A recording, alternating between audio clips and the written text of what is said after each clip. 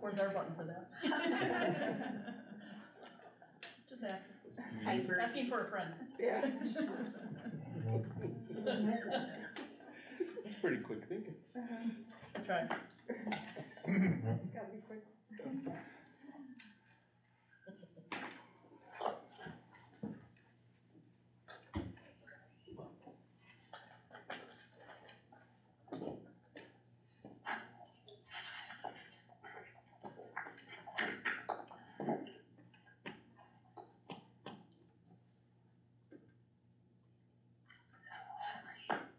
All right, it is 7 o'clock. Please rise for the Pledge of Allegiance.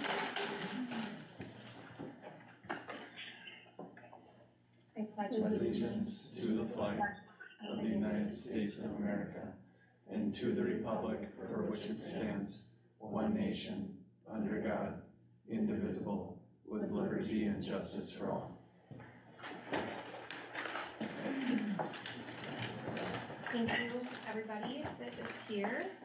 We will get started. Dave, do you have any questions on attendance? Nope. Perfect. Is there any additions, corrections to the board agenda? A few corrections, under the minutes for January 2023, added for Kim Schmitz that it was a retirement, so we just put that in the notes, under her, it was under the resignation, we had just the word retirement. Also under reports, initially it was Justin Churchill and Sandy Korf that were gonna present for the Indian Ed Parent Committee. It will now be Bertie Dunkley and Sandy Korf. And there was one more board committee that wasn't down there to report, which was Scred, and Heather Hansen attended that. So those were added to the agenda. Okay. Does anybody have any questions regarding the changes? If not, we have an agenda. I'll need a motion to approve the agenda. I'll make a motion. I'll second. There's a motion and a second. Any discussion? All in favor say aye. Aye. Opposed? Motion passes. Open forum. Rules for open forum. 3 minutes per speaker. Open forum shall not take more than a total of 15 minutes. No complaints about individual staff members. All presenters will conduct their business in a manner that meets community standards for decorum. The board will not take action on items presented in the open forum. Brian, did you have anybody sign up? I did not. Does anybody wish to speak during open forum? All right, moving on. Next item is the consent agenda. Does anybody have questions or anything pulled from the consent agenda for further discussion? Also note there was an addition since Friday. Someone is requesting to go on maternity leave at the end of the month, so that was added as letter G. If there are no questions, then I will need a motion to approve the consent agenda. I'll make the motion. Second. There's a motion and a second. Any discussion? All in favor say aye. Aye. Opposed? Motion passes 7-0. Next item is the bills. If you have a question on the bills, please state the page number and the bill number. Does anybody have any question on the bills?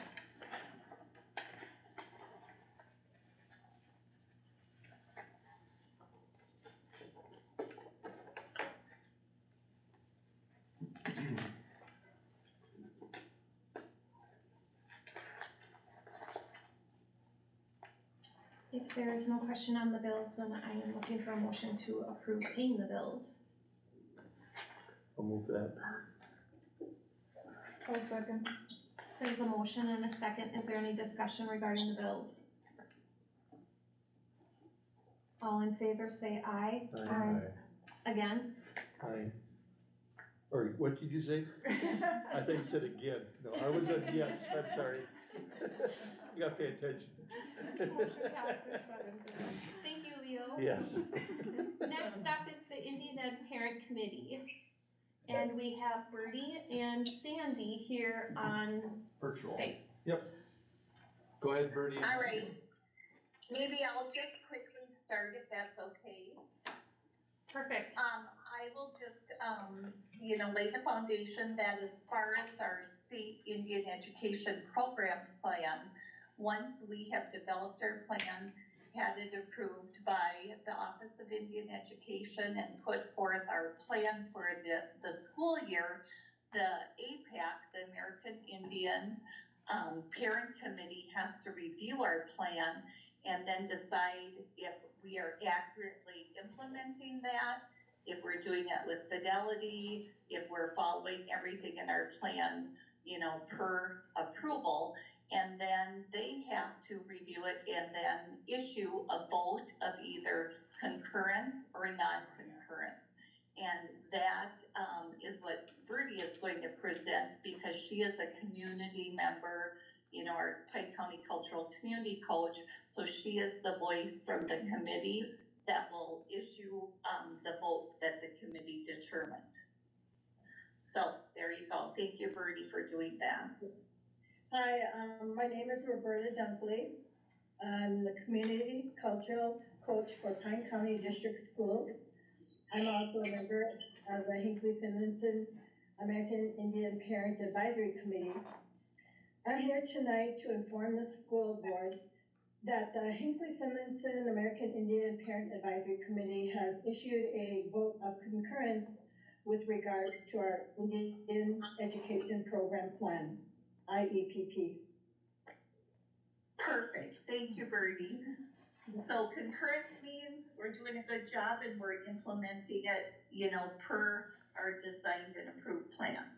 If there ever, I think we've always been in a consensus of concurrence, but just for information, if there's ever a vote of non-concurrence, then the APAC, the American Indian Education Parent Committee, would meet with board members and discuss what they didn't feel was happening. So we're doing a great job. Does anybody have any questions for Bertie or Sandy? Thank you. Yep, thanks so much.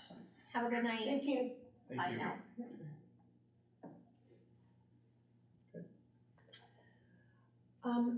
Is that an action item? For them, it was an action item. They did the action approving what we had done in Okay, our Indian education plan, so the action was for the parent committee. all right, so the next up is superintendent's report. Okay, note the board committee meetings that are coming up here this month yet and going into early next month. We'll post those like always on my report each month, and we're gonna start adding those to the website because these are open public meetings. So we'll make sure they get on our website as well, but as always, they'll continue to remain in my report. We are beginning to plan for summer school and ESY. Soon you'll start to see budgets come from special education teachers. But one of the goals is to keep the expanded busing that we have. We still have a little bit of summer school funding planning left from our federal dollars that has to be used on extended school year. So I'd like to keep the extended busing where we're able to go pick up kids at the residence and a few more than just the activity route. So that is one of the goals that we're gonna have with summer planning, but you'll see those budgets coming forward maybe as soon as next month. With it being February, it's also time to start thinking about scholarships and things like that. The seniors currently have till the end of this month to turn in their scholarship applications. And then the committee will meet probably at the end of March once senior trips are done, things like that, to go over that. Jody has historically been on that committee, but she has a senior to be this year, so Heather is our board rep this year. And I also have a senior this year, so Kim Hankey's taking my spot along with Katie Hartle as the school reps. So we'll get invites out, Heather, to you soon when that meeting will happen, but scholarships are coming quick. And then a note for all of you, you're all invited to the senior banquet, which is Wednesday, May 11th here in Finlayson at 6:30. It's one of my favorite nights of the whole year where these kids get rewarded for their hard work and their hard years in high school and rewarded financially to go off to the next steps of their life. So it's a great night. With that, graduation being also quickly around the corner, historically the board has, if there's a board member with a student in the senior class, they have historically handed out diplomas. So Jody, having that senior, has agreed to do that. So just an update on that. Again, all board members are invited to graduation, which again is a Friday this year, May 26th at 7 p.m. Our first time trying that on a Friday night. So that's coming quick. And then my last update, we talked a lot last month about Finlayson surveys, have been sent out. As of today, I've received 4 back. So phone calls are also going out and trying to get more feedback from, we had about 60 or 70 on the list. So we're making phone calls to try to gather more information. But we haven't had a lot of luck getting those surveys back. If you also saw, Sarah and I are looking at where we could possibly move a boundary line that's in our district. And we're looking at possibly doing that at Happy Drive, which currently have 44 students pre-K through 5. The 6th graders would obviously come to the high school, so we didn't include them. If we grandfather in kids who are at Hinckley already, we know 11 of those 44 would be kindergarten or pre-kindergarten students that we could impact. So we're still looking at that, how that impact, what busing would be, but that's kind of some early indication if we chose that road, which is in our district, of the impact of moving kids. We give families choice if the board or we decide to do that. And maybe some families that are at Hinckley would choose Finlayson. The other part we'd want to make sure is if a pre-kindergartner or kindergartner has an older sibling that's already at Hinckley and they choose to stay at Hinckley, keeping families together. We wouldn't want to divide up families where, one student's going one building, one's going the other.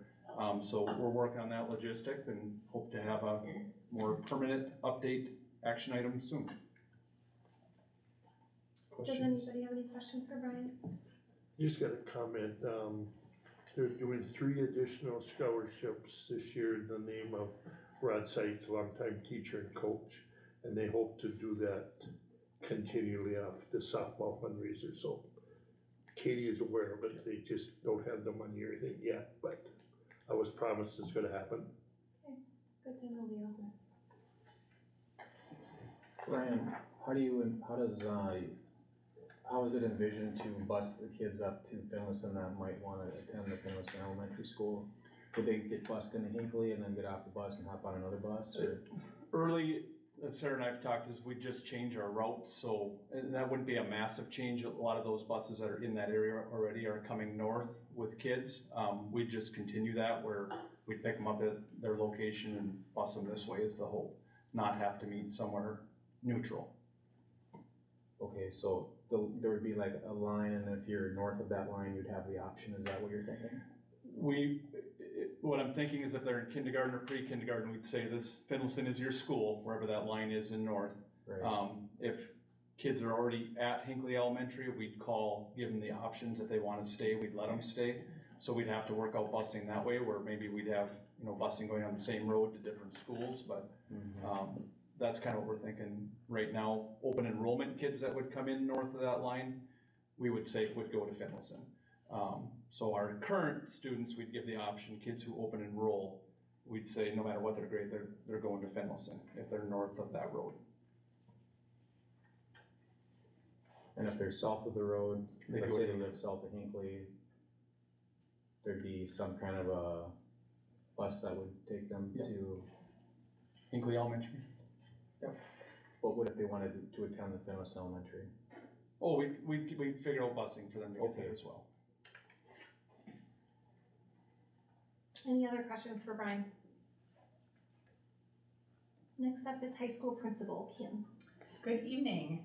The first item on my report is the AP exam cost update. Right now we have 6 students who qualified to take the AP computer science exam. And so I'd like to propose using the same formula as last year of $25 per student and a $50 max per family. And then if students are on free and reduced, $15. The AP exam is $95 per test, and we do get a little reimbursement for that. And we do have money budgeted to cover those costs, and we have plenty of money. So for the 6 students that would be taking it, it's all covered. Next up would be our the high school class numbers for next year. So Katie is just finishing up the last of this week where the string students, so I put in there kind of the numbers of what we're looking at for sections. So then from there, we'll take and kind of plan out what that's gonna look like next year, but just wanted to give you an update on where we are with numbers. Kind of the big thing I wanted to talk about tonight is what's going on with the science department. We've been talking over the last few months around the science fair and having a lot of concerns around the amount of time that's taken in 9th and 10th grade for the science fair. You kind of look at our science proficiency numbers for the MCAs, we're at 14.4% proficiency in science, and taking a big chunk of first semester on the science fair takes away time from covering content and standards. Doesn't mean we're not covering those standards, it just means we have less time to really go in depth for those standards. And so the science department has been meeting, and I put in here 2 different options, and we're hoping to have somebody from the science department come up tonight, but due to illnesses, they weren't able to make it. And so this is kind of just a discussion, and I wanted to share with you that we're gonna continue over the next month and kind of come back next month with a proposal of kind of what they're thinking. They're doing research, they're talking to other districts, other schools to kind of see what they're doing. But here are just kind of 2 options that they've talked about so far. The first one is taking the science fair out of 10th grade and just keeping it in 9th grade and having an elective class. So students that really wanna continue to do the science fair, having that elective option where they spend more time working on the science fair in 10th grade. And then option 2 is instead of having it be so much in 9th and 10th grade, in 7th, 8th, 9th, and 10th, putting little components and different things in there to kind of work on those science fair type things, but not taking so much of that 9th and 10th grade time. So I kind of just wanted to ask the board tonight what your thoughts are on the science fair. If you have any feelings or feedback, I can bring back to the science department as we're looking at other options going forward, and kind of know what your thoughts are.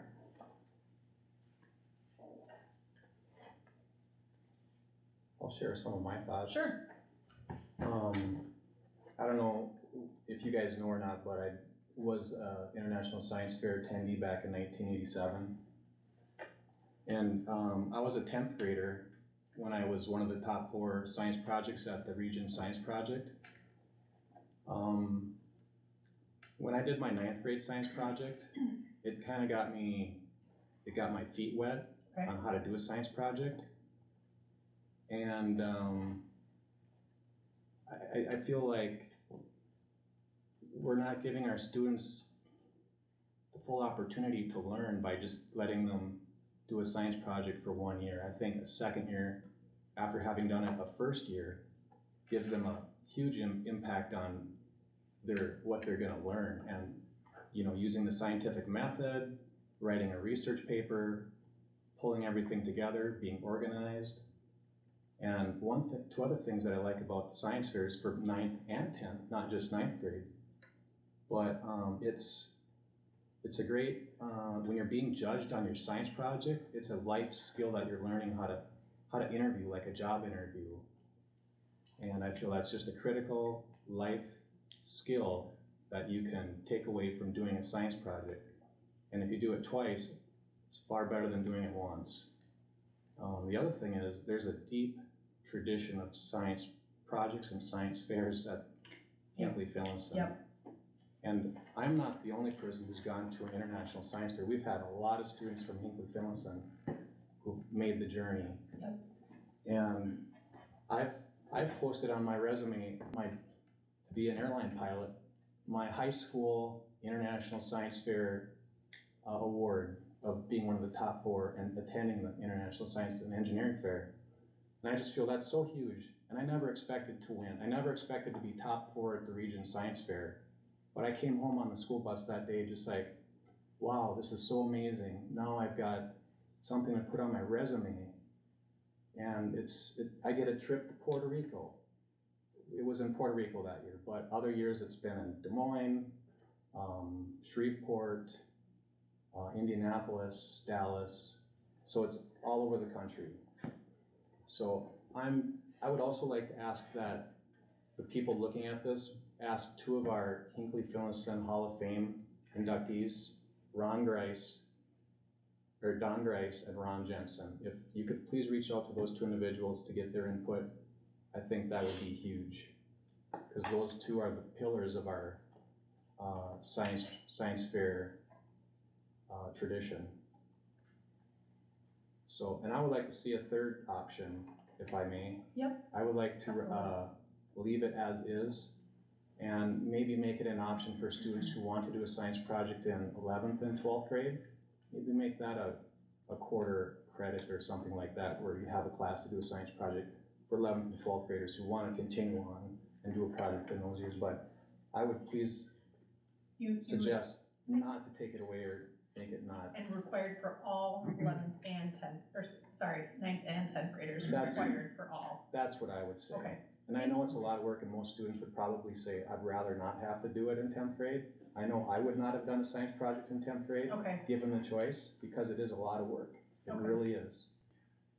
We've historically let, at least in my time, 11th and 12th graders who want to also continue, because Yeah, they're taking chemistry or physics, so not a lot, but we've had, just for historical purposes, we've had a handful of 11th and 12th graders continue that, throughout my time here anyway too. and I bet their science teachers would give them some form of extra credit for doing a science project. thank you for that feedback, I appreciate it. Thank you, Kim. The only concern that I've heard is that the regional, we're not sure if the region, is that true? We Should I don't say know, that? yep, we don't, so the region, the person who runs it, we go to Duluth, well, we've gone to Duluth ever since I've been here. The person who's ran it is retiring, and they don't know for sure if that's gonna be replaced or what that's gonna look like, so that's another domino, at least for the next step, is there a regional option for our kids anyway? We think so, but we don't know yet for certain either if that regional option out of Duluth will continue, or if we choose to stay in a science fair, if we have to go to a different region, different area, something like that. Kim, was there also something on the expense that was brought up about expenses are a consideration as well for the science? Yeah, Fair. just certain, projects and materials and things, we did talk about next year adding that to, adding like a fee, like a $5 fee for 9th and 10th graders that goes towards materials and things, excuse me, for the science fair, so that everybody has opportunities or has the availability of different, you know, it's not just whether or not you can afford it, we have an opportunity for everyone to have the same, access to materials and things. So looking at some different things too, but that has been an issue with certain kids. We had teachers buying materials and stuff out of their own pocket for kids so that they could run their experiments and things. So just looking at different options to make sure it's equitable for all our kids. Okay. Yep. Is one of the thinkings, if you take it out of 10th grade, is hopefully our proficiency would go up? There would be more time to cover those standards that are Right. tested, yes. Cause that is a pretty low percentage, Yes. isn't it? Okay. Yep. And it's a lot of content too, because you're not testing science every year, so you have to review and stuff on top of, cause it's not just, 1 year Mhm. with science being that way. So our 10th grade teacher really struggles to get everything covered when you take so much time to do that Right. one thing. I It agree. just takes a lot of instructional time. Is So- 10th grade a testing year? Yes. Yeah. With like 8th 8th and and 10th, yeah. Yep. 5-8. That's why we said keep it in 9th, as for sure everybody does it, and then have some different options in 10th grade so that we can still cover content, but then those that wanna do that competition piece. Just trying to think outside the box of some different solutions to bridge that gap, so. Anybody else? And please feel free to reach out to me too. Kim, how do our scores compare to previous years? I mean, we've been doing science fairs for as long as I've been attending. I mean, going back to the 70s, at least the 80s. That's a good question. I guess I didn't look back Yeah, at previous years. I couldn't tell you numbers, these are down, historically, they're higher in science. If the board remembers science, at least at the biology high school level the last few years, we've had a little bit of change where we had to do some online learning. First we had COVID, then we had some online learning, we had a staff leave last year in the middle of the school year and it kind of shifted with someone who wasn't necessarily fully licensed in biology. We did as well as we could, absolutely, but we had some unforeseen dominoes with that too. So these are historically, this is lower than what the high school's been in science. It's usually higher, so I think, those last 3 years have been tough. And to no fault of anyone, it's just what the circumstances have been. And Kim, did you say these are MCA tests or? Yep. Proficiency numbers. I'm just looking at our, let's see here, the school board goals for 2022-2023. Under student academic growth and achievement action plan, it just says continue to focus on individual student growth and de-emphasize high stress areas such as MCA test scores. So we're trying to re-emphasize them, is that kind of what it sounds like? Well, I mean, we are judged by MCA scores from the state level. It's just kind of, it's gonna always be there, right? That's part of a lot of different things. And unfortunately, in like reading and math, we have other ways to look at student achievement with other types of scores. Science, we don't have, you know, multiple different assessment tools. And so I think part of this number is due to the past few years and just Sure. the things that have happened, Right. and trying to get caught up and stuff, and Okay. just trying to be creative on looking at things from a different lens and seeing if there's a different way we can do this, but but still cover content, make it not such a cumbersome thing. Okay. Can I guess I don't have, I haven't spoken to the science department about this, but I feel like I should chime in, guessing what a teacher might think about this. Some of these things, I know it's a little bit like pulling teeth to get most of the kids to do the science fair. So, you know, there are the success stories, you know, the Caitlin Francis of the world, but when you're in the classroom and you're trying to get 80 kids in a grade to finish a massive project, and maybe like 10 of them really have an interest in it. So then when the test scores come back, then you're like, what's the best way to spend my time, you know, with the average student? For a teacher, what's the best way to spend my time? You know, I know that the English department also spends a lot of time helping the science department, so it becomes two departments that takes time to do the science fair. So, you know, I don't know. I think those are probably some of the behind the scenes challenges that have led to even asking this question.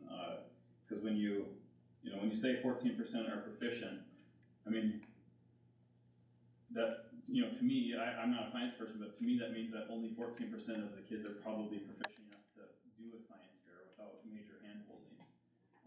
You know, like, don't you have to be proficient at grade level to, you know, participate? So, you know, I just want to speak because I'm sure that I'm lucky in the art department. I don't have to, you know, bang my head against the wall for 3 months trying to get 80 science fair projects done. But so I don't know. I guess I don't know what the science department has said, but I just think that those are some realities in the classroom that maybe weren't really mentioned here.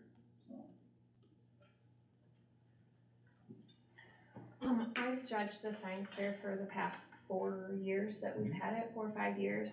I think 4 out of the 5 because of COVID. And I will say that there is a handful of kids in each grade that are phenomenal, that you can tell they put work into it. And then we have some that really just don't care. And I think the science fair project is great, but if our testing scores are at 14%, I think that is a trade-off, so to speak, in 10th grade to focus more on the standards than make them do a science fair, because it is so obvious. Have you been to a science fair in the last few years, Toby? I have not. It's very obvious. It's not like when we had to do them. It just isn't the drive or the care, or however you want to say, even the board or the report. It's just not there, and I'm being honest. It just is what it is. But are most of those kids that don't put in the time and effort and just don't care, is that kind of their attitude basically in any class? Because there's some that, when I remember when my boys were in it, walking around looking at everybody else's projects too, you know which ones weren't into school, Yeah. and it showed. I think there's a lot more in the last couple years.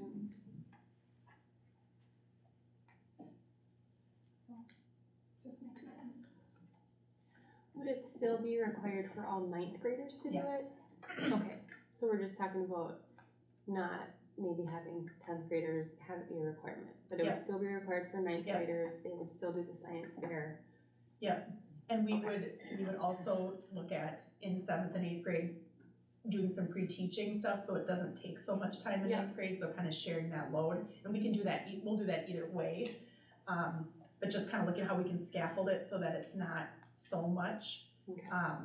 in 9th grade. And then, to have 10th grade be that elective for kids that really want to compete, that are in love with, really excited about it.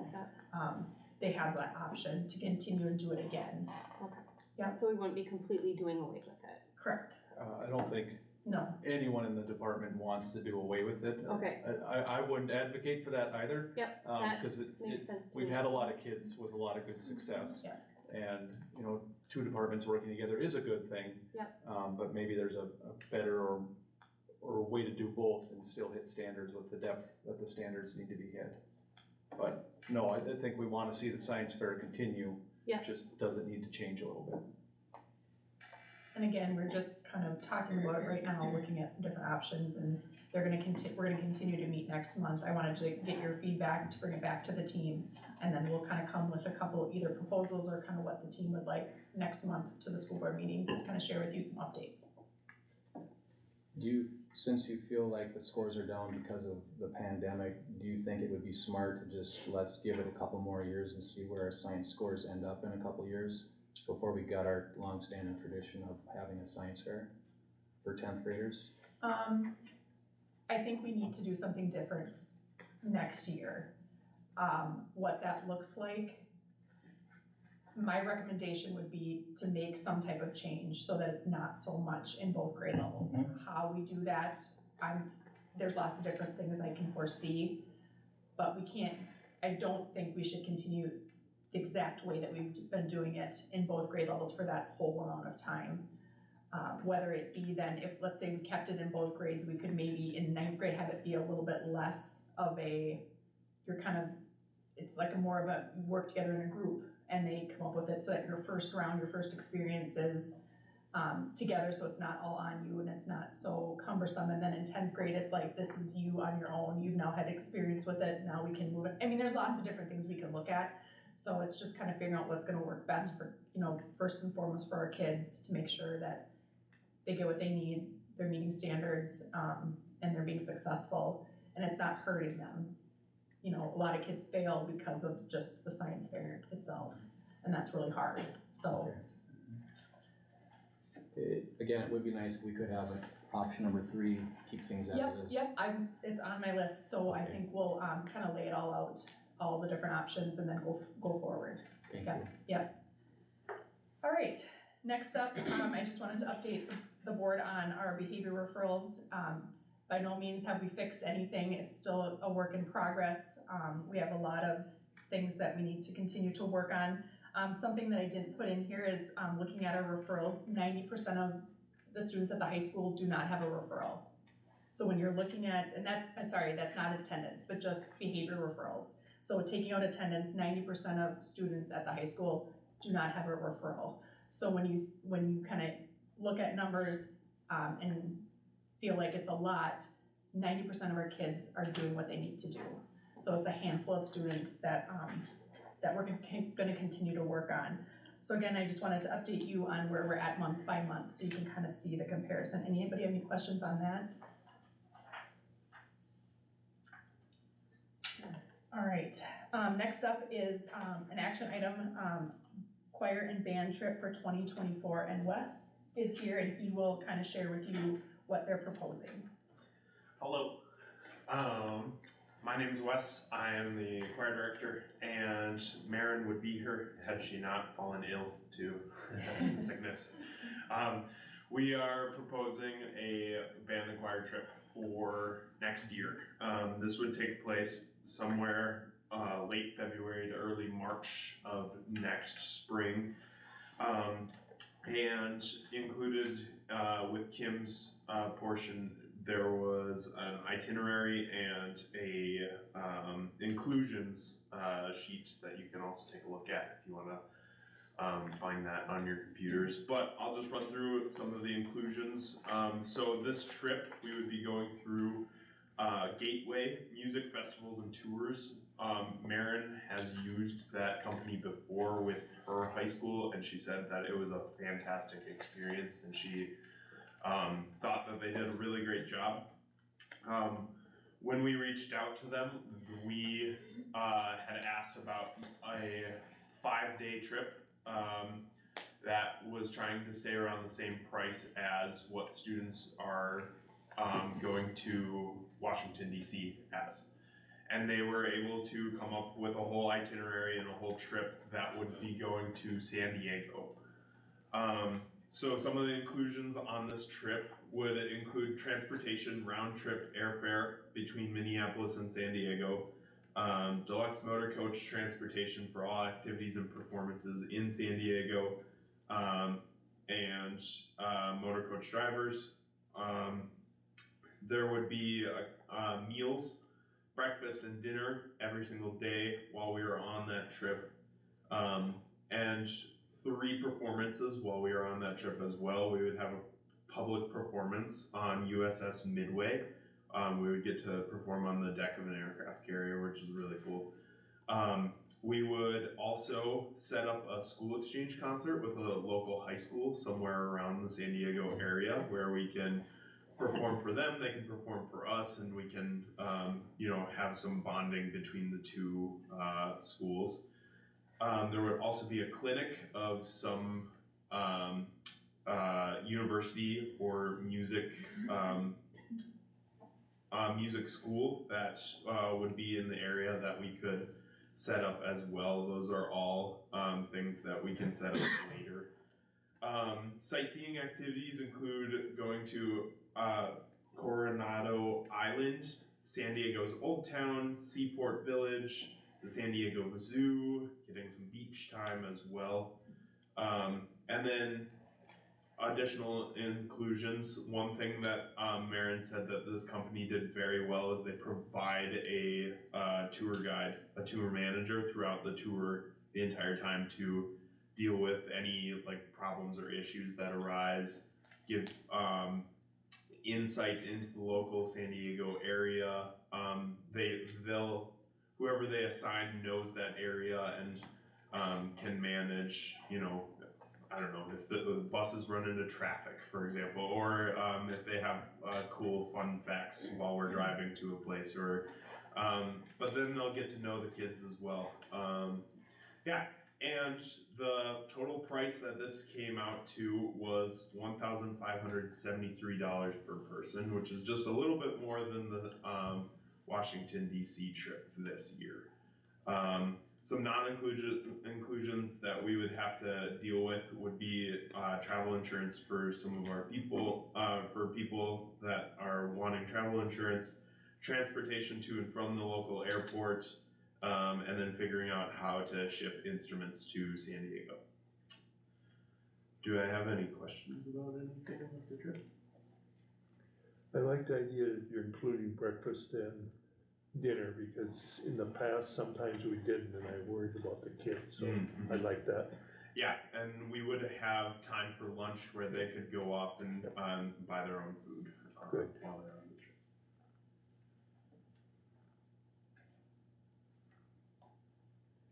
trip. Transportation to the airport normally is provided by the school, right? Yeah, so, okay.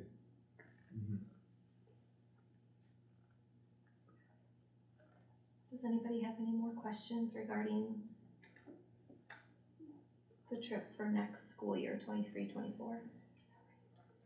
For next school year, yeah,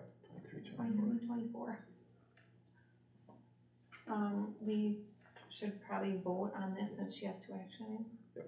All right, so I'm looking for a motion to approve the choir band trip for the 23-24 school year.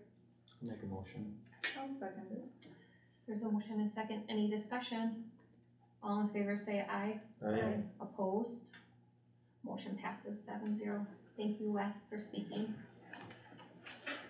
All right, number 6, vape detectors. We finally heard back from the attorney, and the attorney gave us the okay, to use a vape detector when there's probable cause. So again, we're not gonna go around vaping or wanding kids, vaping kids, wanding kids. It's basically, right now, when there's a report of someone vaping in the bathroom, we pull cameras, we look and see who was in the bathroom during that time period, we call them down, we investigate. Right now, they're hiding it on their person, and we can't prove who it was. So this one basically will allow us to wand them to see if they have a vape hidden on them. Again, we don't search them, we basically say, can you please give us whatever is beeping, and if they say no, then the parents would just come pick them up until they can give us some other information. So that's kind of how we would use that. So I'm looking for board approval to move forward with that purchase. Do we need to have a policy? We don't, the attorney, when I reached out to the attorneys, they just said as long as it's not being used, you know, just, you had that probable cause, like Ms. Hinckley said, that we were okay to do that and go forward. Okay, so it'll change the handbook. It would change, and that would be pseudo policy. Okay. Does anybody have any questions regarding the vape detector? What was the cost on that? It's like $150. No questions, so I'm looking for a motion to approve the vape detector. I'll second it. Go ahead. There's a motion and a second. Any discussion? All in favor, say aye. Aye. Opposed? Motion passes. Ari and Jordan were not able to make it tonight. I'm sorry, that kind of came up last minute. They are at an MHS event tonight, so they're not here with their update. And so the last thing is just my dates for February, early March. That's it for me. Any questions? Any more questions? On the projected numbers, Yeah. what's the yellow highlighted? Those are just, so Katie's been going in, so she gave me numbers so I can start looking at things, and so as she's changing them, she's turning them yellow when we're adding more numbers. So that's just a key for me to go look at my other sheet to make sure that my numbers are accurate. Yep. Thank you. I do have one question on the mass, photos or whatever that were sent out by a student to all the other students' iPads. Has that issue been resolved so that they cannot do that anymore with our technology? We don't have any control over cell phones. It's done on their cell phone. So if a student has AirDrop turned on their own personal cell phone, we can't control what kids do on their own personal phone. We did have our Deputy Gabsy, our school resource officer, talk to the entire student body after the incident and let them know that it is a criminal. It's criminal, and there's criminal charges that get pressed if you do that. Talked about, you know, how serious it is. I think students didn't realize the severity of it, and so we have had a discussion. I've shared what the consequences are from the school side following our student handbook, and then Deputy Gabsy talked about the legal consequences. And so those incidents have been turned over to Pine County, and they are taking it over from here as far as that incident. So I did give him the name of any student that reported getting it so that he has all the information and can take it from there. But as far as school devices, that's not a problem? It was for not on AirDrops? school devices, nope, it was Okay. just personal cell phones. Okay. And a student had to accept it, yep, Okay. yep. And we did talk about that too, like if you get something sent to you and you open it, like don't open things that you don't know what they're from, just delete them and come let me know. Sounds good. We are looking at if we can do anything different, whether it's a data block or readers in these big areas where it would kind of take away the ability for kids to do that. Basically in the gym, Fine Arts Center, where there's mass gathering.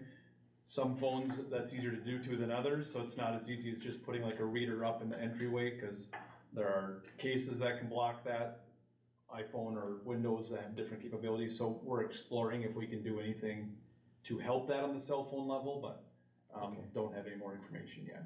And it can't just go out to like the whole school building, you have to be within just, do you know how much feet for an airdrop? Yeah, you have to be within 100 feet of somebody. Yeah, it's pretty close. So it's those big events. And I know Apple, from their perspective, from a software development, they actually, the newer ones, limit how you can send, like, receive for 10 minutes from everyone, so they're trying to combat it as well, but.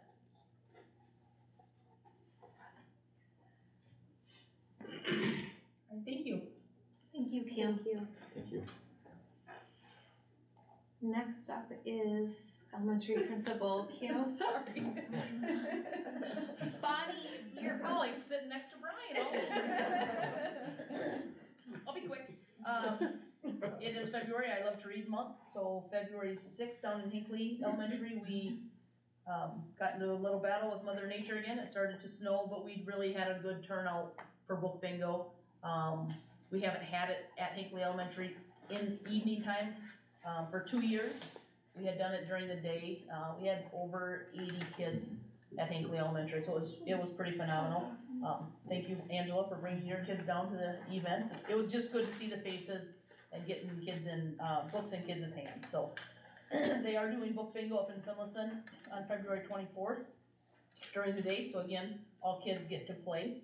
You can see our curriculum update. We still continue to develop our knowledge and use of Amplify throughout our schools, and we're seeing that within our growth numbers. Early childhood school readiness, boy, we're maxed out at Hinckley. We have 60 kids, and we have turned kids away for our programming or put them on a wait list. We have offered Finlayson as one of those options.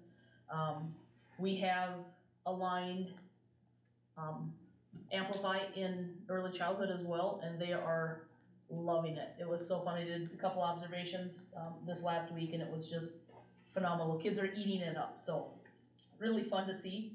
We are looking to do that with math too. I think there's going to be some that pilot bridges next year in early childhood as well.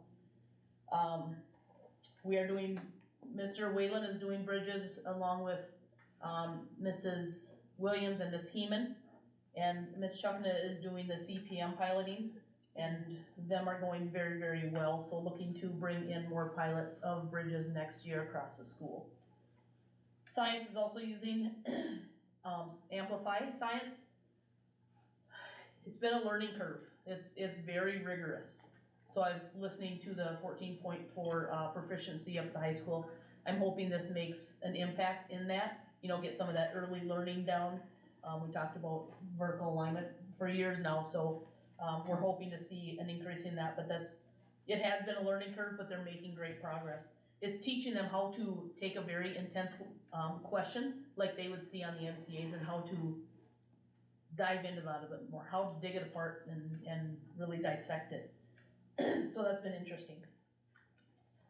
Socially emotional learning, it still is a focus for us. It is part of our MTSS focus, along with ELA and math, so really making sure that we're practicing that with fidelity in the classrooms at least 2 days a week where we're doing intentional teaching. So that's good to see. As you can see, our winter growth scores there. I did go in and add this afternoon a bullet point with at or above benchmarking. So you can see the percent of our kids who are meeting benchmarks, as well as a number of the line below that, say 24 out of 54, 24 of our kids out of 54 are meeting, they're meeting grade level standards. So I guess as you look at that, is there any initial questions that you have there?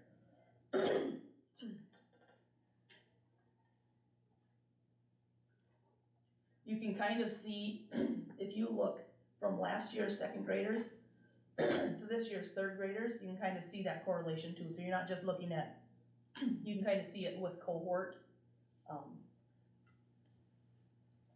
Like there's 70% growth in second grade and 58% growth in third grade. So I kind of dive into that data and say what's happened. If you look at our second and third grades, they were the number one ones that were affected by the pandemic too. Those were those fundamental years that they should have been getting all those phonics and phonemic awareness. So we're trying to play catch up with those kids especially. But great growth across the board.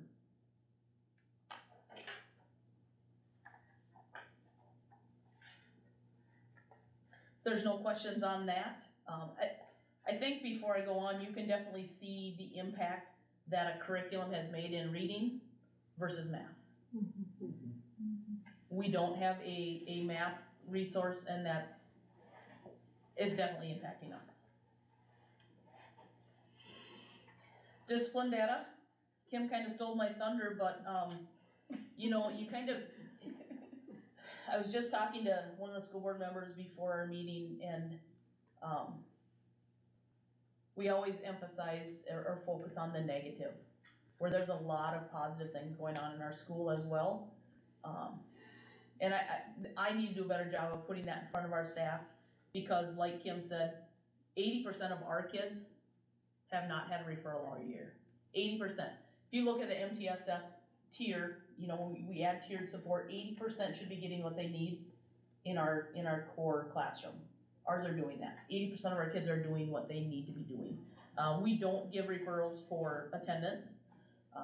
52% of our kids have only received one referral. It's pretty impressive. We have 14 kids, or 3% of our students, who have received 6 or more referrals on the year. So some of our students are taking up a lot of our resources and time, and we're not giving up on them. We're gonna keep plugging away, and we're gonna try and help the best we can. But we have some things that are going really, really well. You can kind of see how it's divided out compared to the last 3 years. And then also by grade level. So we've had 316 referrals on the year. This is the first 2 quarters compared to last year. The first 2 quarters was 328. Just a little bit of improvement. One of the things that we're trying to do, both Kim and I, with Jennifer, is get some of these areas combined into one, so we can kind of specify a little bit more. So right now we have physical contact minor, we have horseplay. So we're just trying to solidify that a little bit so it's a little bit more concise. Any questions on referral data or discipline data that we have there? I did not put Finlayson in there because I think when I looked they had 3, so. We can talk about those 3 if you'd like. My only question would be, when you look at it and you see how many are in each grade level, and obviously some are very high, yep. Do you go in and address it with the children, or do you go in as a group? And Ryan hates my word lyceum, but do you go in and bring something in and show these kids that, I mean, obvious for kindergarten, 62 holy buckets. So are we doing any help for the kids that we do as a whole? We have where they're teaching SEL at least 2 days a week, and they're supposed to be practicing at the other 2, running through like role playing and stuff with that specific skill, whether it's self-awareness or social awareness or responsible decision making. When a kid gets sent to the office, we do another reteach of the skill that we feel like they're struggling with. So they're getting the exposure to it. It's just some of our kids are not quite catching it yet. You know, we try restorative justice, we try in-school suspension, out-of-school suspension, parent meetings. We have a behavior tracker, it's called, where we identify what the student is struggling with the most, and it offers some interventions or things that teacher can try in the classroom. If that's not working, you know, we kind of continue. It's that tiered system of support where we just keep providing more support till we figure out what works for them. I know Corrine works a lot with the families to see if we can get them some mental health support. We have a few of them starting that soon, so that's excellent. it's just, they have to know that we're not gonna give up on them. I know it can be exhausting for a teacher, we try and provide as much support as we can in that realm, but again, it's, right now, it appears to be 14 kids who are really causing the smoke, you know, so what are we gonna do for those 14 kids? We go through that tiered system, so. And I'm sure in kindergarten, it's hard to understand, It is. obviously. It's really hard to understand. You can see our other big number would be, bus referrals. So that's something we continue to work with Sarah on and kind of, what can we do as a team to make them understand the buses, it's a privilege, so. If there's no more questions on that, the last thing we have is Wolf Ridge is right around the corner. This is probably the year that we're seeing most kids who don't want to go. So I think we have about 9 kids currently who are not, taking part of this opportunity. Whether, I know we do have a couple on vacation, a couple medical reasons why they're not going, but we do have 9 kids and 1 in Finlayson that are not going. I should say, I think we're down to 8, cause our teachers are working with the families just to say, what are the concerns or issues, you know. I'm going to tell you, this is part of it, kids don't like to leave them, and they are not allowed to bring them to Wolf Ridge. So just convincing parents that it's okay if they're without a phone for 5 days. If they want to call, we can make sure that they're able to connect with mom and dad at home, and that's fine, but our teachers are working really hard to connect with families to convince them that this is a great opportunity, until we talk tradition.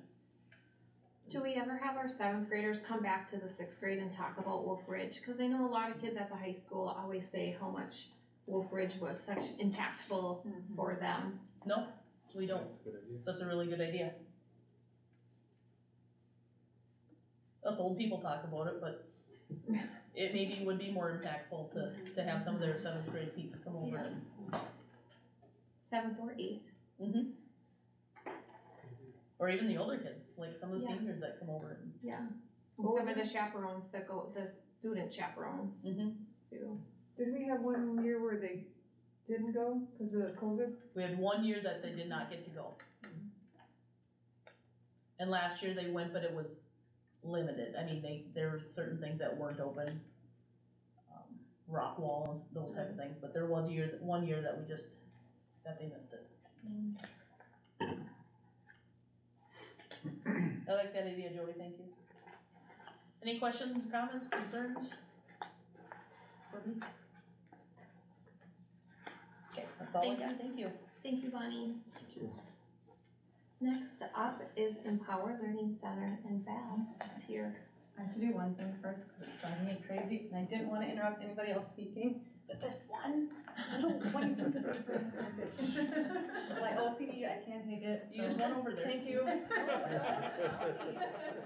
Don't look there, don't look. Steve always points those things out to me, just don't tell me. Okay, so I am Val from Empower Learning Center. I'm not sure how many of you are familiar with Empower. I've been gone a couple years and there's some new faces here. But we offer a day school for learners 16 to 21, and that's where when you hear Empower or ELC, that's typically what people mean is that day program for the students that are there with us during the week. We do also offer credit recovery, which is night school on Tuesdays and Thursdays, as well as the summer credit recovery program that goes through us. And adult basic ed, so Brad retired, but not really because he's Brad, so he is still running adult basic ed at the same time as credit recovery on Tuesdays and Thursdays, plus a Wednesday in so that is anybody 17 and older that wants to either take their GED or get their high school diploma through studying with him.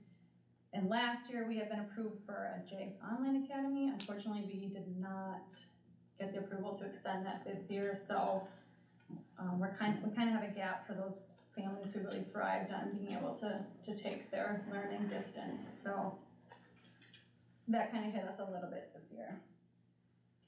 I think, Brian, did you give everybody a copy of this? So I have it. Okay, so then I don't have to go into a ton of detail, but you can ask questions. So new programs this year, I did revamp and kind of buff up our intake and exit procedures, so they're a lot more robust than they were.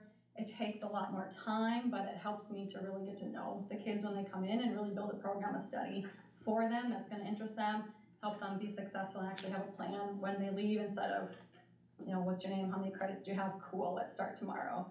So it takes about an hour, but I grill them pretty intensely. And then when we exit now, instead of just the student coming in saying your credits are done, you can go. I actually do ask that they invite anybody who's been supportive of them through their high school career, so their family, their friends, teachers, anybody who's been there for them, to be there and celebrate with them. A lot of our kids choose not to walk at graduation, so they kind of miss out on that celebration. So we brought that in this year where everybody gets a chance to talk to them and tell them how great they are, and they can just kind of celebrate themselves. We do more of a formal diploma presentation. I've also made a new outside learning validation process, so our students can validate learning they've done outside of, like, learning doesn't just happen in our four walls, right? And we all know that. And so I want to be able to tell them, you took this really, really cool trip to Alaska and you learned all this geography and you learned some biology about fish, you learned something. Now how can I take that and turn that into high school credit for you? So, you know, normally we would just look at the standard and say, yep, you met these standards, we can kind of add that into biology, but now I put that back on them and they need to find the standards. And state-approved alternative programs are moving more towards competency-based grading versus standards-based. So that's what competencies do you need to be a successful adult out in civilization. So can you prove that you're competent in biology to be a successful adult? Can you prove your competency in the skills of math? So it's just giving them more ownership of their learning. What competencies did you learn instead of me telling you what you learned? And then the last new one, I think it's the last one. Yeah, last new one is a post-secondary requirement that I've added onto their futures prep. So before they leave, they need to do 4 tours of either a college or a trade school or an apprenticeship or a job shadow. And it can be, they can go do it on their own. It can be a field trip we take. It can be a speaker coming to school, but they need to get 4 done, or we can do it virtually. There's virtual college tours as well. They need to have an application at some program, college, trade, apprenticeship, whatever that is. Some application needs to be done. And then they also need to complete a FAFSA, whether they're going to school or not. The skill of knowing how to do it. Where is your tax information? Do you have access to it? Do you know how to put it in? Use it, don't use it, but you're gonna learn how to do it. And what is the last one? So actually, and this year through that, we've had 4 students who've already been accepted to college and 2 that have decided to follow through with it who were not planning to begin with. So, I think it's a little emotional, but, so, you know, like I said, I never thought that I would get in, but now I have this letter. Should I do it? I don't know, do you wanna do it? I think I do wanna do it. So I have 2 that are actually, one set up in Rochester and one is set up in Anoka-Ramsey. So I have one going for a dental hygienist and one going for early childhood stuff. That's awesome. So any questions on the new programming? Okay. Continue programming, we're gonna keep moving along with the Empower Hour, so that's our on-site food shelf. We have had a number of community members still accessing that who will come in during the day and get their care packages of food to take home to their families. It's a whole combination of meals that they can take. We currently advertise it through the JIG track and Facebook. And in writing this report, it really helped me realize we kind of need to advertise that a little better because it's not getting used as much as it could. So the word does need to get out more on that. We are continuing early, middle, college, and PSEO. We continue to be really heavy on community service and through the Finlayson PZ Lions, through the food shelf, through MAP stars. Let's see what's the next one. Post-secondary pathways curriculum. So that's that futures prep stuff that I've added onto Youth Build. We work with CMJTS, so Central Minnesota Jobs and Trainings Solutions.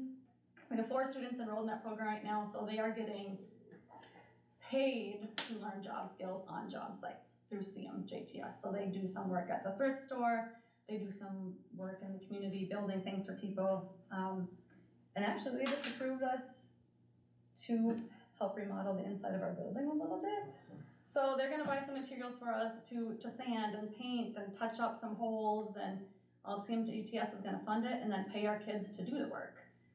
So we're gonna retile our bathroom. My husband's a contractor, I've got tile in my garage, so he's gonna come in and teach the kids how to tile, and they're gonna get paid to do it, which is pretty cool. Let's see, and they are doing that themselves. They're designing it, they're budgeting it, they're planning it. That's all. If they want it done, they need to plan it and figure it out. We continue to do work study where students can earn credit on the job. Map Stars is going strong. We had 5 students go to the Fall Leadership Conference, and really wanted to bring some here to have them talk to you about it, because like you were saying, it's more impactful to hear about Woodbridge from the 7th graders. It's much more impactful to hear it from them. I think one of the things that really stuck out to me is there's other kids like us. Like, it blew their mind that outside of Hinckley, there's other kids who learn differently like them and engage with the world differently. So it's just really, really cool to see happen. And we have some partnerships with other schools that have happened from that we want to do team building stuff and field trips cooperatively with other alternative schools. And then family events. We had a really big Thanksgiving Miigwech feast that Brian and Kim were able to attend. A bunch of family members were there. It was just great to have all the families in right away in the fall. Okay. Any questions on continuing stuff? All right, so numbers. Since the last school board report last year, this year for staffing, there's 1 licensed teacher and a smart mentor, so it's me and Christiva. When I wrote this report, as of the 13th, we have 18 students enrolled, and what says 36, but it's 35, now we dropped 1. 35 students on our wait list to get in. We have 23 learners that have gone through the program since the start of this year, about an average of 17 enrolled at one time. As compared to last year with 2 teachers and a para, there was 50 that had gone through the program through the whole year, and 32 enrolled at a time. So, I mean, we're half the staff, and we're just about at half the numbers that have gone through. So we're right on pace with what we had last year based on staff. Graduates, 19 students have graduated through Empower since last year at this time. And this year we have 5 students, oh sorry, I said 4, we have 5 accepted to college programs. 1 going into the Army National Guard, and 1 with a full-time trades employment already lined up. Night school. Do you need me to read the numbers? I mean, am I boring you? Do you just want to look at them, or do you want me to read them? Okay. Because I know they're right on your paper. So, night school, there was 36 students enrolled last year, 18 finished coursework. This year, 35 enrolled, 4 done so far, so same amount enrolled. And then summer school this last year was Bruce and I ran summer school. It was 3 weeks, end of July, beginning of August. There were 8th graders there, but they were there for targeted services. So really we count the 9th to 12th graders for credit recovery. And we had 55 students attend either some or all of it. The average daily attendance was 35. And some days we were pushing over 40, but the average was 35. We had 20 students earn high school credit this summer, and it was a total of 17.45 credits when all put together. And then Brad's added this adult basic ed portion here that 4 have earned their diploma since last year. Someone had completed their English as a second language course, 5 who are close, and 16, the program has worked with 16 students in the past year, from 17 to 38 years old. So that's GED, alternate diploma, or ESL. And then just a plug at the bottom there. Please help me get those kids on the wait list into school.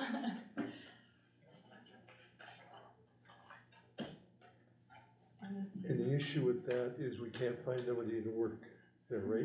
Well, it's posted as a halftime, and I mean, I can't see anybody wanting, I mean, I wouldn't take a halftime spot if I were looking for employment as a teacher.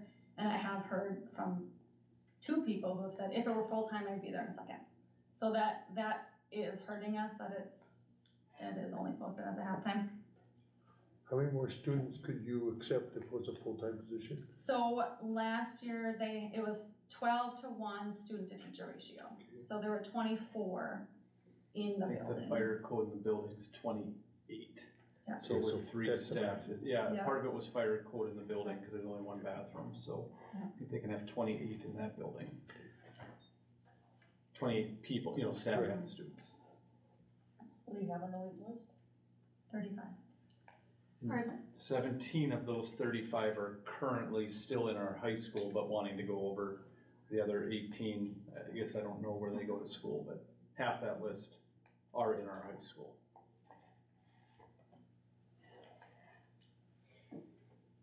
Any more questions for Val? Thank you, Val. I'm sorry, 4 kids at home with bedtime, and a Valentine's party for my students tomorrow, there's just a lot to do. All right, thank you. Next up is board committees. Would anybody like to present from their committees? Well, I just wanna say from the MSBA, they had a phenomenal keynote speaker that we all saw.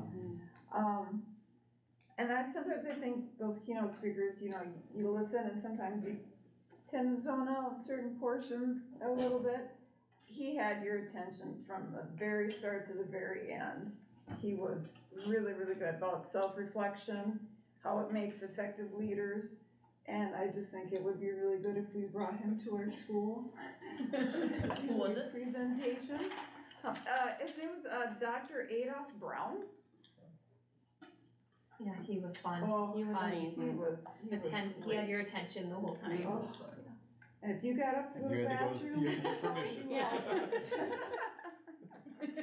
You didn't dare leave your seat. Oh, No. Anybody else? Scred, nothing really new.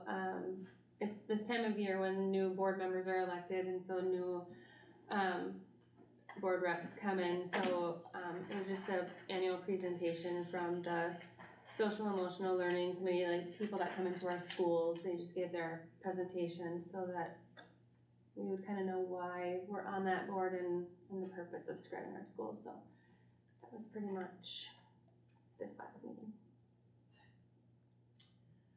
We have teaching and learning. Bonnie went over quite a bit of, our teachers and the new curriculum and how they love it. And I was hoping maybe at our next school board meeting, we could have a couple come and show you their enthusiasm. So yeah. Along those lines, it would be fun to have the kids come in here and tell you what they've learned. My first graders telling us all about Mesopotamia. Seriously, this is, yeah. What they're learning is amazing. Anyway, that's a side note. Anybody else? Next up, communications went around. Did everybody see it? I'll have an additional one that came, that I'll give you guys on the way out, that you can have too, so. Okay. Next up is budget topic. It's an unfinished business.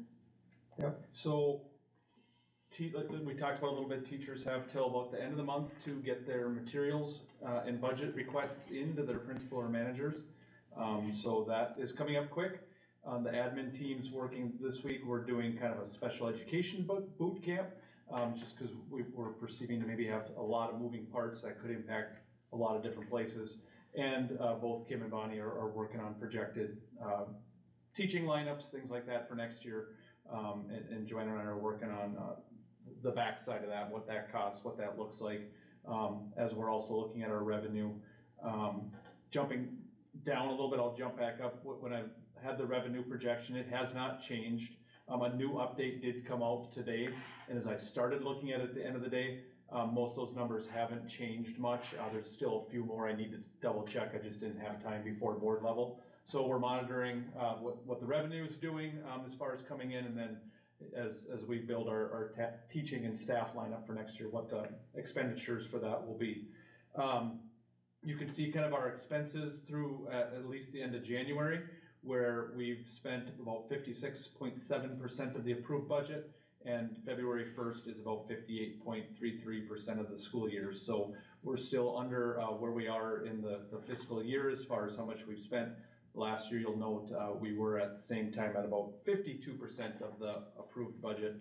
A little bit why, some increases that we've done, the roofing project, the health insurance contribution, and then a big part of that is, which is coming a little later in the agenda, we are 30 students down from what we built our budget on. We built the budget on 1,020 students. As of February 1st, district-wide, we were at 990 students. So that's having a little impact on our budget as we're going through the year too. I did see a few more adds today, but I think I saw an equal number of drops that kind of came with that, which is normal. But in January, we saw more drops than adds. We didn't have that balance like we usually do in January, which then kind of leads me into the numbers. You can see where we're at. Empower's a big part of that with not having that second staff. However, half that waiting list are in the high school, which could be a double-edged sword if we would have had them, just because they could be in Empower and our high school numbers would be less. So it's kind of take it with a grain of salt what the high school / Empower numbers are, but you can kind of see where we're down throughout the district. The other part in that was we've updated a little bit the capital budget, at least second draft. Last year the board approved this in April. I don't know fully that we'll be ready in March, and we will try to get ready in March, but there's still a lot of unknown with the legislature to know kind of what our overall revenue is going to look like. So I don't want to move too fast. We may talk about a school bus thing, some pieces of this, so we have time to order them. But some, the changes on the capital budget, we tweaked some things. We took the E-rate part off. And I won't speak for Jess, but I'll speak for her since I'm speaking. She feels she can do that for a lot cheaper than what we had budgeted for and can just do that without having to rely on the E-rate approval. Last month we had that down at about, I think, 20,000. Jess feels we can do that for around 4,000. So we just line item that in there. We're working on the FAC sound system. If you remember, part of our bond project, we updated the stage lighting. Now we're kind of, in this past school year we did, which we haven't been able to do yet because parts are back ordered, we did the lighting in the auditorium. Now we're looking at the sound, as the sound hasn't been updated probably since it was built in 1997. So I did see a quote come in, it's right around this number, so we just haven't been able to sit down and talk through that with the fine arts department. And the other part that we're talking about is looking at ways to get some smart boards into our classrooms, so you'll see an item there. As far as the other areas, the transportation part hasn't changed, and on Keith's part, we're still waiting on quotes on the carpeting for the bus garage and the Hinckley Elementary Band Room before we can make some decisions. So that hasn't changed a lot, other than we got the quote for the carpeting in the district office if we choose to do that, but still kind of waiting on some numbers so we can make some decisions. But that's the update on that part.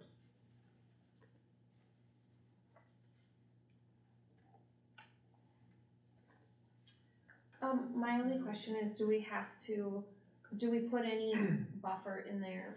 Obviously we don't, for enrollment, with it being down 30 students. That is kind of a lot. Yeah, we haven't. We certainly can as we build next budget. It was not built with a buffer. I can certainly look at that as we build next school years. Typically they were pretty balanced, the ins and outs. This year it's not, but I can certainly do that.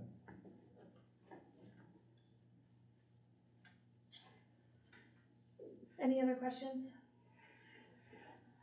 Next up is policy approval and reapproval. Yep, the first two on this are straight from MSBA. They're required policies, part of our curriculum and instructional goals. And the third one, Sarah had some bus stop changes that are highlighted in green in the city of Hinckley, and just updating with what we've added also this school year up in Sandstone as well. So looking for approval for these three policies. The first two we didn't have, we're adding, and and the second one, the highlight changes are in green. Does anybody have any questions regarding them? Otherwise, I am looking for a motion to accept, policy 601, school district curriculum and instruction goals, policy 603, curriculum development, and policy 712, bus stop. I'll make the motion. I'll second it. There's a motion and a second, any discussion? All in favor say aye. Aye. Opposed? Motion passes 7-0. Next up is meet and confer. Jaguar Pride. Next up is Jaguar Pride. We did add Austin Lick, Jill Hopkins, Kelsey Heeman, Pam Riggle, Vicky Crushel, and Bonnie Scullard for their help with book bingo. So that was added to the list from Friday. Does anybody have anything else to add to Jag Pride?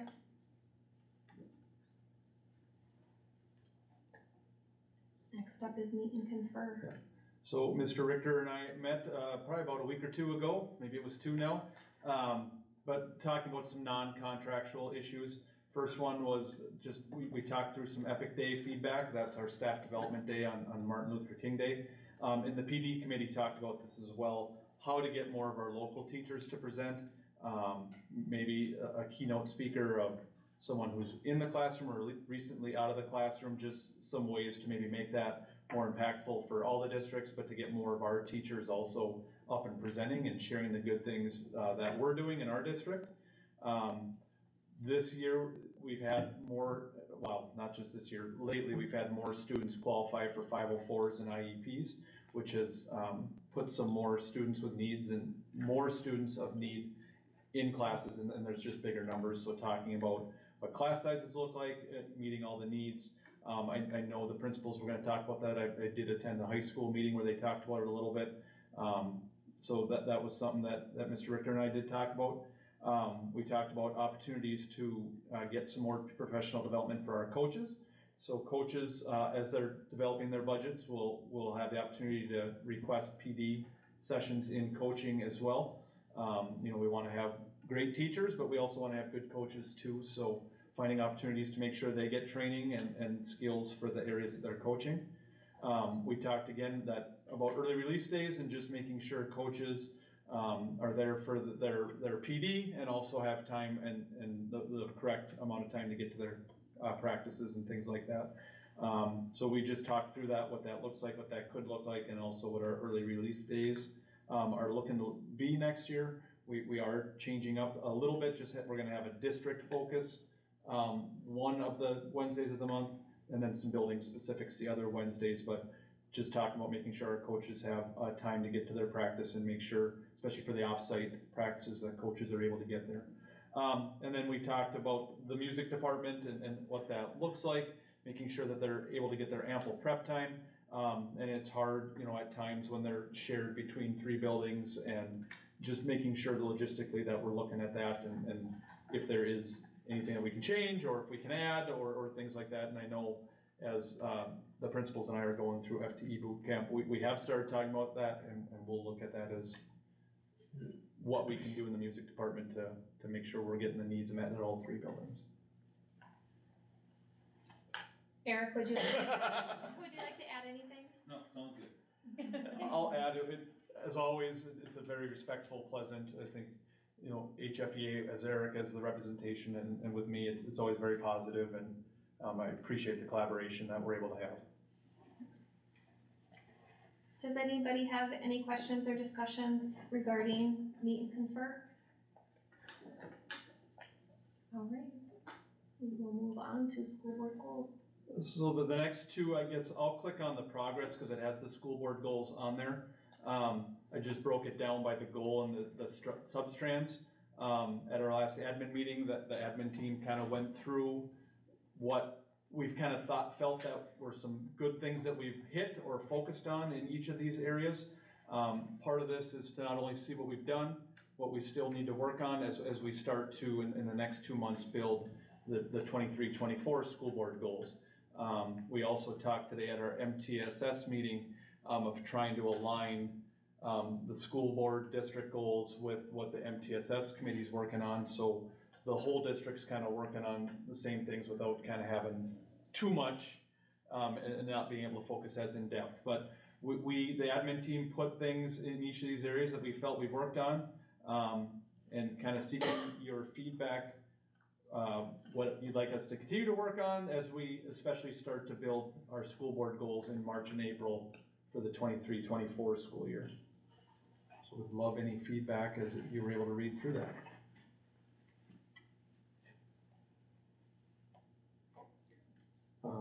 Do you have any figures, Brian, on how much we've used Jerry LaFave as a resource to work with staff and what kind of monetary payments we've given him for that service? I don't here, but I can certainly get that and share that with the board.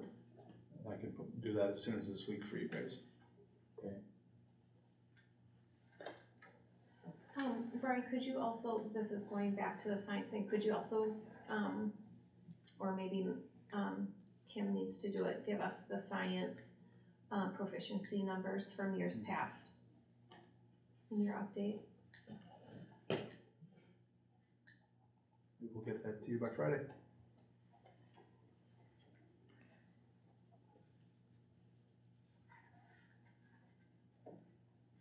Does anybody have any questions regarding the school board goals? You can always give them to Brian at any time. Next up is first reads of the policies we will be approving next month. Does anybody have any questions regarding these?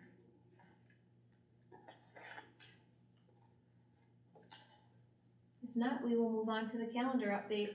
Yep, I've shared 2 drafts of the calendar. I was ready to get this approved today, but I thought it'd be better to take one more month to talk about a couple things. The biggest difference in these 2 calendars is where the I like to call it spring break. Some people tell me it's not a spring break, but where the spring break falls, whether it's on the Easter holiday week or it's the week after. So that's the biggest change between second and third draft, is just where those few days at spring break would fall. Draft 2 is the last week of March. Draft 3 is the week after Easter. The other part I guess I would love feedback on is both when we've called e-learning days this year, I've gotten some staff feedback, community feedback on just our e-learning days working. Certainly we've burnt through 5 and we know that we don't have any more now, but a lot of feedback was, can we just go back to snow days and just give these kids the day off? I look at it at a different lens, as we know we have so many families in both our communities that don't have internet access, and it's just hard to keep in-depth learning going when a third of your kids, even half, whatever the percent is, don't have internet access. And one thing I'd want to consider is, would we build in snow days? And I don't have them listed on either draft. I would certainly have that if the board would like me to do more digging into this, but we would make up our snow days. Maybe we picked 4 or 5 days, kind of like we did the reverse way this year. If we got through, say we have a bad winter like this one and we burn through that, then we could always consider going with the 5 e-learning days instead of having to extend the school year. Hopefully we don't have a bad winter where we have to burn through 5. I don't know that we've ever gone through 5, at least in my time here. Certainly we know it's happened this year. Just looking at, do we do it the other way next year, where we call them snow days? It's a day off for students and staff. The school's closed. We would make those up. Then if we burn through our makeup days that are in the calendar, then consider going to e-learning days after that. Just that's some of the feedback I've gotten from community staff. Students I don't know that have been asked, but I know I see that almost every time we post something. Just give them a snow day. And as I put it out to staff, that was a lot of feedback I got back was, let's just call them snow days, not e-learning days anymore. So I'd like to hear your guys' feedback, both on if you have a preference over draft 2 or draft 3, and what your thoughts for e-learning days are. I prefer snow days rather than e-learning. I think there's too many kids that they're not learning anything. The teachers are wasting their time trying, but I feel e-learning days are not productive at all. I would agree. I agree as well. I think that's consensus. Preference on draft 2 or 3, if you're looking at those now, I guess really where that spring break falls. The other thing I'm looking at, I guess I should add is, possibly moving one of the spring conference days to the week before, so they're not both in the same week, having one on a Thursday and a Monday like we do in the fall. But that is not really it's an easy change. Really kind of looking for feedback where you'd like to see those days of spring break fall. What was the reason for the change, Brian? Just some feedback I've gotten is not, and I've heard the same feedback back now that I've put both drafts out. Feedback I had gotten was people didn't want to have the spring break over the Easter holidays because then maybe they couldn't go travel or go somewhere if they were doing holiday plans or things like that. Or it's more expensive to possibly travel over that holiday as well. I have a question on the number of student days. How do our number of student days compare to our neighbors to the north and neighbors to the south? I believe, I'll get you exact, I believe they're within a day. They're either at 170 or 172, but I can get you that exact number. Most schools, when I do other comparable, are either at 170, 171, or 172. And I'd also be curious to know where we've been historically, going back, I don't know, just take a snapshot. Every 10 years, go back 30 years, I'm curious. The 12 years now I've been here, we've been at 172 all but this year. We moved it to 171 this year to get another day of PD in there for the teaching and staff. So I know at least in the last decade, we've always been 172 since I've been here, except this year. I can do more research going backwards from there. Could you do a snapshot from, say, 1990 and 2000 as well? I'm just curious where we've been. If I can find it, I will do that. Okay. I don't know where that's kept, but I will try. Thank you. I think that's at 173. Okay. Does anybody have any questions, comments about the 2 calendar drafts presented? Okay, moving on. The board self-evaluation. So down at MSBA, Shelley and I sat in on a roundtable event, and they spoke regarding a board self-eval, and I don't think we have done one, maybe the first year I was on the board, so 5 years ago. But what it is, you can look this up on the last board update that Brian sent out, that there was a link to almost all the school board associations presentations or presenters from the conference. But basically what it is in a snapshot, and Shelley chime in, is we would have Jill in the district office send out a survey monkey that MSBA gives to her, to all of us, including Brian. And then it comes back to, I believe, her email. And then we would sit down and look at, everybody would get the results after that. There is no cost in it, unless we would like a report and an in-service with them to come up and kind of talk about it. But what the school board self-evaluation is an online tool introduced in 2017. It has 71 questions. It's based on 5 Minnesota school board standards. The report is thorough and thought-provoking. And then the analyzing data as a team leads to rich and productive discussions among board members. It takes about 4 to 8 weeks to do if we would like to do it. And it kind of goes along with strategic plan, but you don't have to do one before the other. We can do this and not, but take a look at it if you want, if you can. and then I don't know that we vote on it, Shelley, I don't, Or after they, when it's. if we decide to do it, or how do we decide we wanna do it? Yeah, I think all of us, we vote if we want just the short version or the extended version. And I think too, weren't we trying to get them to come up to do, class with us or Yeah. something before, so maybe that kind of will tie in with this? Was it MSBA that does this one? Yeah, so it's $1,095 for them to come up, and basically analyze your report to you, as a group. The in-service is about 2.5 hours for them, to come and go over the results of the school board self-eval. But it's, it's confidential in the fact that the Survey Monkey is sent out from Jill. And I do not know what 71 questions are. But, and a couple of the people that were, some other board members that were there that have had it done said that it was very informative and they're glad that they had done it and they would do it again, so. So, do we wanna do it? I would be for it. So would I. Leo, somebody in the district office can help you with the computer. Yeah. That would be great. Sounds like might not turn my head. Jody, Right. is this the eval and the questionnaire both?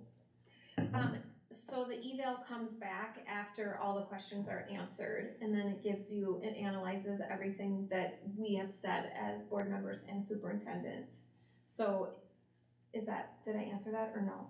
Is there cost with what you're, No, there's no cost if we don't have MSBA come up. okay, We get back the report and we all look at the report. And, I mean, we could definitely call a work session to go over the report if we Sure. wanted to, but there's only a cost if MSBA comes up for the, 2.5 hours, and it's $1,095. And they give an extra written report, MSBA will include it in that $1,095. But, to do it, it's free. Jill just has to contact that, Gail Gilman. So I think it's a great idea. I would like to do it, but I'm one person. If we had them come up and analyze it with us, would they help us work through anything that maybe they saw came up? Like, would they help us? Cause we'd already talked about like having them come and help us before. Would it kind of be that, or they would maybe like help us if they notice something that maybe wasn't working well? Or if something was working well, I don't know, like how in depth would that? Yeah, I don't, Would they guide us through making things better? and from what I understood, I think we can take the survey, get the written report, and then we can choose to have them come up if we don't understand or Okay. we don't, that maybe is a question we could have Jill ask Gail. But it, yeah, it doesn't give a lot on the slides for me to Yeah. tell you. It would identify goal areas, Okay. for a board as a whole. It does say here, it recommends that you designate time for a work learning session. And of course, they wanna come up here and, help in any manner too, Right. so. In the overview report, it says, it'll give you like your strengths, your growth areas, divergent perspectives. So. Do we wanna do it? Yes, yes. sure. Leo begrudgingly. Alright, so we can talk to Jill. Talk to Jill. Thank you. Next up is the MOU approval. I'm looking for approval of a MOU between HFEA and the district. HFEA has looked at it and approved. What I'm looking for is our contract with the teachers only allows for 3 teachers to be out of one individual building. on personal leave from the month of September through April 30th. However, due to the high number of students going on the junior and senior trip, we needed to have more chaperones, and there was another parent who was a teacher at HES who wanted to go, which would then put HES staff to have 4 teachers on personal leave on March 29th. So I'm looking for approval for this MOU for this year, for this one day, to allow 4 teachers to be out on personal leave on March 29th. 2 of those 4 are attending the junior senior trip. So it's for one day. Correct. And Bonnie, do you think you can get subs? Subs are filled at this time, yes. Does anybody have any questions? I'll make a motion to approve. I'll second. There's a motion and a second. Any other discussion? All in favor say aye. Aye. Opposed? Motion passes. Next up is the approval of MTSS committee. And MTSS is multi-tiered systems of support, which is really the work we're doing. Tier 1, it's 3 tiers. Tier 1 is for all kids, and then the next 2 tiers break down kids who maybe have some more needs in math, reading, and social emotional learning. Part of the work of the committee and the grant that we received was to create mission and vision statements, equity statements, and core belief statements. The board has seen these before this, staff have seen these, been able to give input, and the MTSS committee now feels ready to bring this to the school board level for approval of the mission and vision statement, equity, and core belief statement. Does anybody have any questions regarding the mission and vision statement, equity statement, or the core belief statement?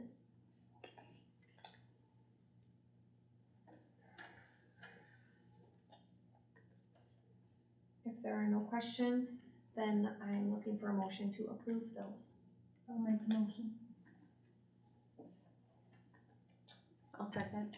There's a motion and a second. Any discussion? All in favor say aye. Aye. Opposed? Motion passes 7-0. We have reached the end of the agenda. I'm looking for a motion to adjourn. I'll make the motion. I'll second. There's a motion and a second. Any discussion? All in favor say aye. Aye. Opposed? 8:41. Thank you.